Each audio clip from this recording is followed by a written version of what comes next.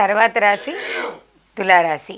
తులారాశి వారికి 2025 ఫిబ్రవరి 1 నుంచి 28వ తారీఖు వరకు ఏ విధంగా ఉండబోతుందో ఇప్పుడు గురువు గారిని అడిగి తెలుసుకుందాం. 2025 ఫిబ్రవరి నెల 7వ రాశి తులారాశి.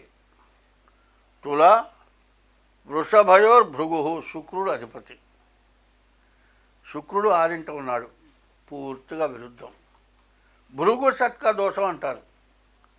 ఆ శుక్రుడు 6ంట ఉంటే వివాహం చేస్తే వాళ్ళ కాపురం నిలబడదు. అటువంటి దోషం ఈ రాశికి పడింది. అదే కాదండి, ఈ రాశిలో ఉన్నటువంటి ఏ గ్రహాలు కూడా బాగాలేవు. అన్ని గ్రహాలు కూడా పూర్తిగా విరుద్ధంగా ఉన్నాయి. ఏ గ్రహం కూడా పూర్తిగా బాగాలేదు. కాబట్టి ఈ రాశి పరిస్థితి కూడా ఏమి చెప్పడానికి మంచి అవకాశం ఎక్కడా లేదు.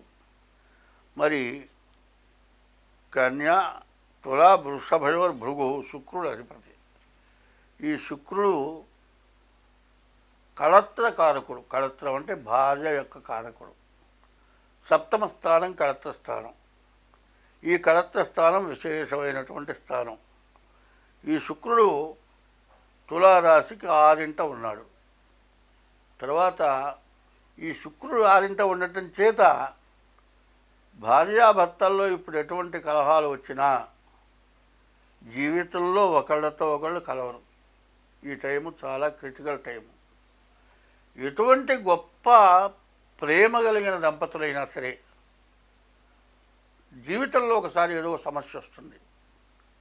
సమస్య రాకుండా పోట్లాడుకోకుండా, పెళ్ళాన్ని మొగుడు కొట్టకుండా, మొగుడు పెళ్ళాన్ని కొట్టకుండా, పెళ్ళాం మొగుడుకుని కూడా కొట్టిన వాళ్ళు చాలామంది ఉన్నారు, ఎక్కువ మంది ఉన్నారు. చెబుతా లోపల తల్లును తిని బయటకు వచ్చి నిజమన్న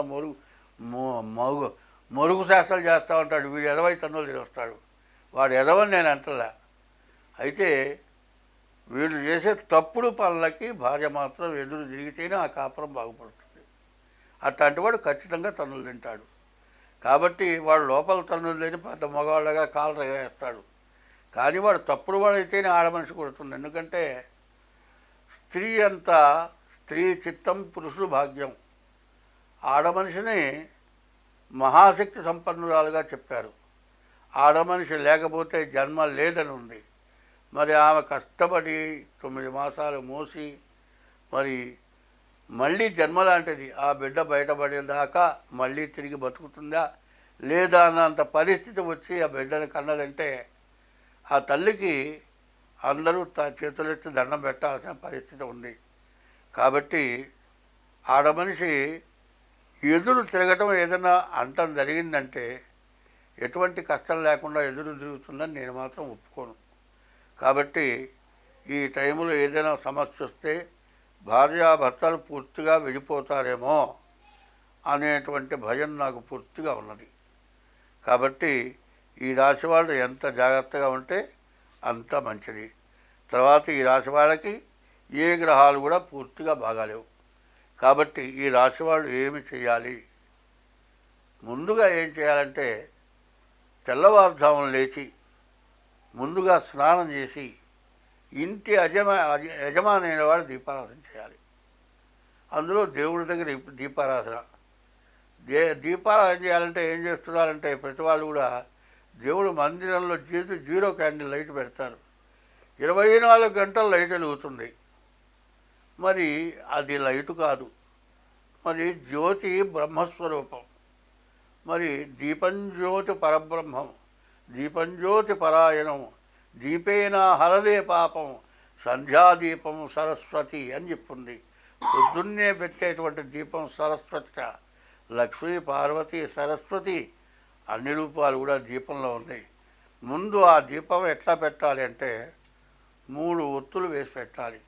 ఆ 3 ఒత్తులు కూడా బ్రహ్మ, విష్ణు, మహేశ్వర స్వరూపం. తర్వాత ఈ 3 ఒత్తులు కలిపిన తర్వాత నూనె వేసిన తర్వాత దీపారాధన ఎట్లా వెలిగించాలి? అగ్గిపుల్ల గీచి వెలిగించకూడదు. కొంతమంది ఏం చేస్తారు, సామ్రాణి కడ్డీతో వెలిగిస్తారు. అట్లా సామ్రాణి కడ్డీతో కూడా వెలిగించకూడదు. ఏకహారతే నుండి కర్పూరం వెలిగించేది. ఆ ఏకహారతో ఒక ఒత్తి తడిపి దాంట్లో వెలిగించాలి. అది ఆ ఒత్తితోటి ఈ ఒత్తిని వెలిగించాలి. తర్వాత కుంకుమ బొట్లు పెట్టాలి. ప్రతిదానికి కూడా కొన్ని క్షుద్ర శక్తులు ఉంటాయి. ఈ క్షుద్ర శక్తులు ఏం చేస్తాయి? ఏ పూజ ఏది చేయడానికి ఇష్టపడవు. ఉత్తిష్టంతో భూత పిశాచ అంటాం. వెనక పక్క 2 అక్షతలు వేసుకొని భూత పిశాచాలు నా దగ్గర రాకూడదని. ఏతే భూమి భారకా ఏతేషామ విరోధీన బ్రహ్మకర్మ సమారభేతు. ముందు మీ మొహాల కొద్దిగా ఆహారం ఇస్తున్నాను. నేను బ్రహ్మకర్మ, ఈ జ్ఞానం కలిగిన వాడు బ్రహ్మ. మరి 3 రకాల జ్ఞానాన్ని ఇచ్చేవాడు. మరి వాణి సరస్వతి. బ్రహ్మజ్ఞానంతో బ్రాహ్మణ. ఎవరికైతే జ్ఞానం కలిగిందో వాడే బ్రహ్మ. ఎట్లా ఉంటాడంటే జన్మనా జాయతే శూద్ర కర్మణా జాయతే ద్విజ వేదపాఠంతో విప్రాణం బ్రహ్మజ్ఞానంతో బ్రాహ్మణ. అందరూ బ్రాహ్మణం అంటే సరిపోదు. మరి జన్మ పుట్టినప్పుడు శూద్రుడే. ఎవరైనా జన్మనా జాయతే శూద్ర కర్మణా జాయతే ద్విజ. వాడు చేసే పనుల వల్ల ద్విజుడవుతాడు. వేద పాఠంతో విప్రాణం. వేదం చదువుకుంటే విప్రుడైనాడు. కానీ బ్రహ్మజ్ఞానంతో బ్రాహ్మణ.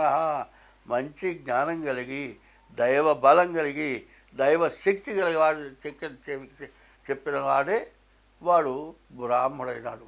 కాబట్టి అటువంటి వాడిని కూడా పీడించేటువంటి క్షుద్రశక్తులు ఉంటాయి. దానికోసం ఏకహారతిలో ఒక ఒత్తి వేసాము. ఈ 3 ఒత్తులు కూడా వెలిగిస్తున్నాం. త్రిగుణం త్రిదళం త్రిగుణాకారం త్రినేత్రంచ త్రయాయుధం త్రిజన్మ పాప సంహారం ఏకబిల్వం స్వార్పణం. ఈ 3 ఒత్తులు కూడా బ్రహ్మ విష్ణు మహేశ్వర స్వరూపం. 3 జన్మల పాపాల పోగొట్టేది జ్యోతి.